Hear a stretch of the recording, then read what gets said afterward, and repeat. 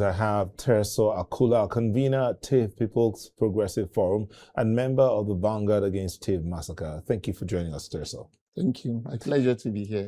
This is Yelwata, and yes, the residents are returning to their ancestral homes, but they, from what we're reading and hearing, they're still challenged as per return to normalcy. Why is that so?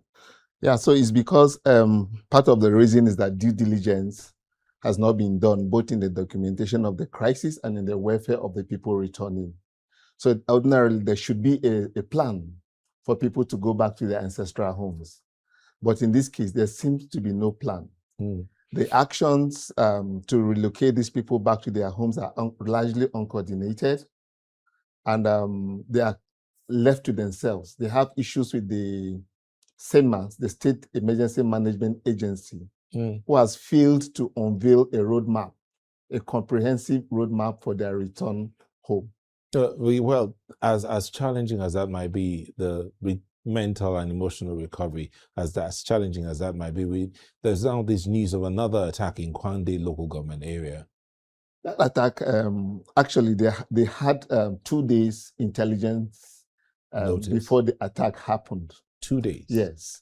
So what happened was the headsmen were planning attacks on 2-3 villages simultaneously. They wanted to hit Beji, and they wanted to hit another village that was close to Abande. Abande, where the attack happened, was originally not the target. But the security focal person in Kwande got a wind of the attack, and they deployed security agencies to these 2-3 communities. And because of the scarcity of security personnel, they had to split them into 3 groups. So the 2 groups went to the other group. So as the invaders were coming in, they were repelled by these security people, and some of the invaders were actually killed. Now, in the bid to retreat, they now hit on the soft target, which was Abande.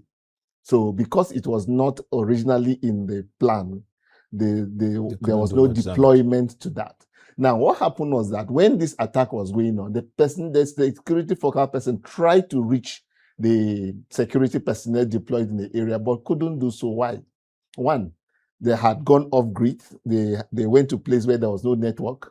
Secondly, when they eventually got them, they needed logistics, fueling, and arms, and ammunitions, rather, to come and engage in Abande. And before they would do this thing, they will get themselves together. It was actually over 18 hours.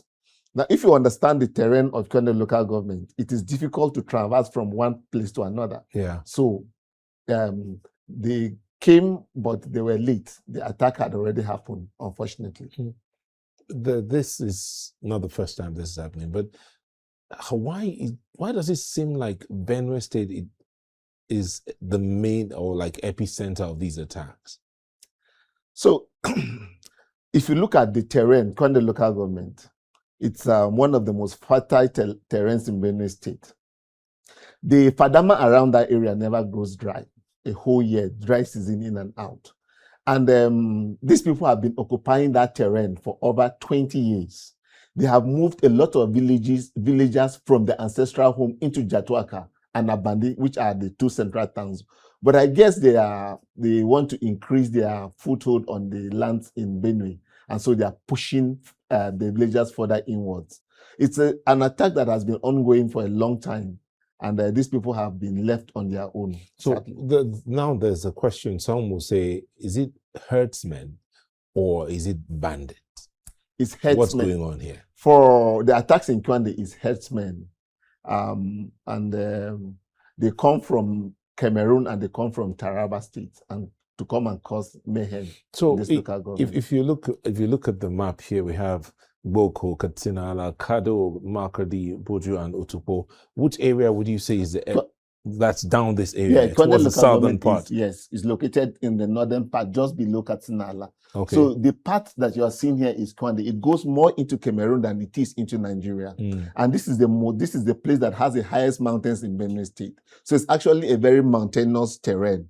So it becomes difficult to get access to the next village. So that is the reason why. So what's the best way to secure these farmers and this place in particular? The best way if you had to advise. The best way to secure this is to empower the local community to be first responders to this crisis. They live here. The security agencies don't stay everywhere at the same time. But these able young men and women live here. Historically, they have been the protectors of this terrain.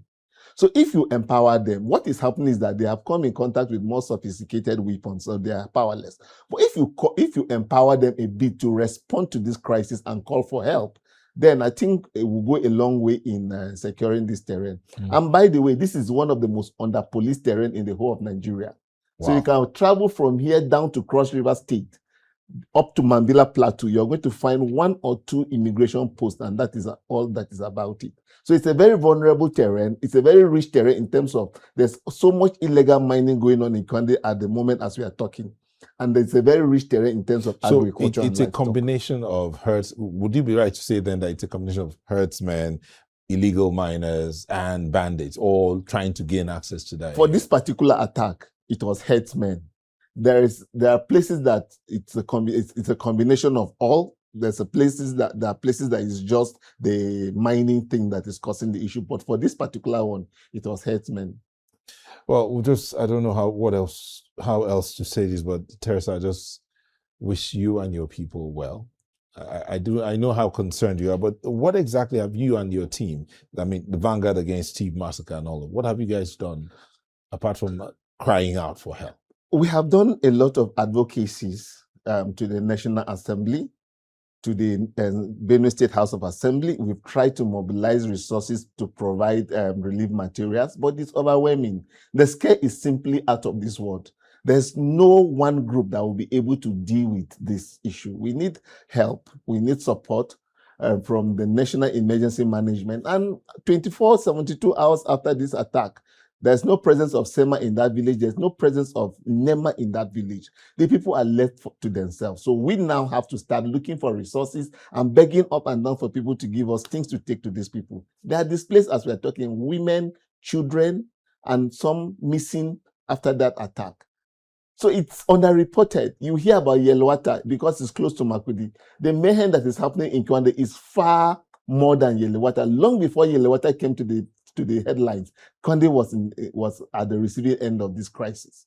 It's something that we need the government, to muster a plan, a realistic plan, not just lip service. There has been nobody has said anything about it officially. The people are displaced. Where will they stay? Where are they staying? This is at the resumption of the rainy season. Where will they go to? And you say people should not take arms and defend themselves. So what do? They are left for the slaughter. It's bad. We've been speaking with Terso Akula, convener, Thief People Progressive Forum and member, Vanguard Against Thief Massacre. Thank you for coming in, and we do wish you well. Let's hope that your cries will be heard and help will come speedily. Thank you. Thank you.